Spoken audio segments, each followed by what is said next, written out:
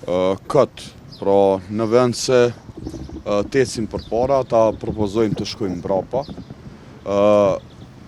Vullneti i qytetarëve të Kosovës ka tregu që kryeministri Kurti është lideri më i votuar prej shpalljes së pavarësisë së Kosovës, më shumë se sa presidenti historik Ibrahim Rugova, më shumë se sa Vjosa Osmani, dhe kjo që po them nuk tregon arrogancë, përkundrazi, ajo çfarë propozon Lidha Demokratike e Kosovës është ta themi devijimi i vullnetit të qytetarëve të Republikës së Kosovës. Ne kemi dëshmuar që nuk jemi bllokues, përkundrazi, në formë transparente, kemi kërkuar koalicion nga Lidha Demokratike e Kosovës. Mirë po, ajo po dëshiron që të kthehet mbrapa dhe sigurisht nuk don të ecë para pa PD-n e Aleancën për Ardhmërinë e Kosovës. E cila është zgjidhja tash për të vendosur? Zgjidhja është që të hyjmë tash në sallë, me qenë se gjykata kushtetuese, ose ta themi më mirë, akvendimi i gjykatës kushtetuese e precizon qartë që të parit i takon kryeparlamentari, ta votojmë, pastaj në pjesën tjetër kur fillojnë të rrjedhin afatet, pra fillimisht i joni me 15 ditë, të provojmë pra ta bëjmë qeverinë. Nëse jo, ata e kanë mundësinë, dhe nëse jo e dini opsioni i fundit, pra janë zgjedhjet. Është kaq që thjesht për ta përshkruar me 3 fjali. Me që po thoni se nuk keni bllokues, pse nuk shoni rrugë për emrin e kryeparlamentarit? Po nuk mund të shohet rrugë për emrin e kryeparlamentarit sepse ajo është në dispozicionin tonë. Ne jemi subjekti fitues. Pra nuk mund të thirret në marrëveshje në një konvencion emri cilët i takon pra në këtë rast domon subjektit ton politik.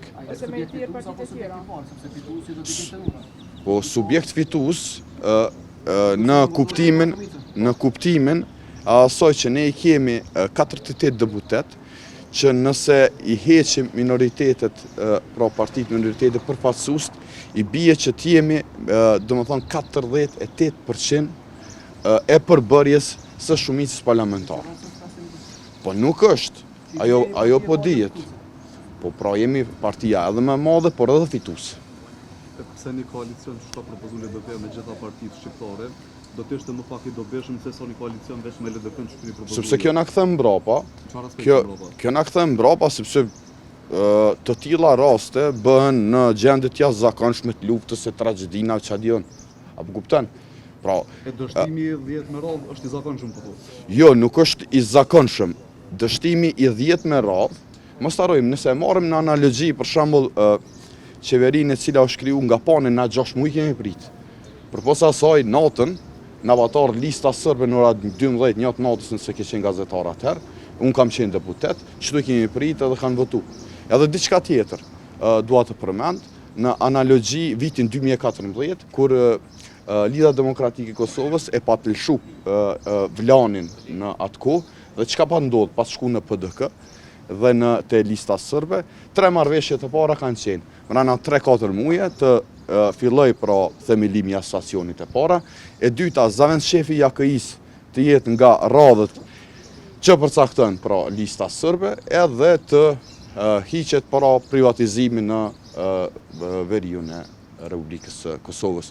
Ndërsa me ne, pra kemi sigurisht me dallimet politike programore që kemi, megjithatë është dashur të ulemi në një tavolinë të diskutojmë.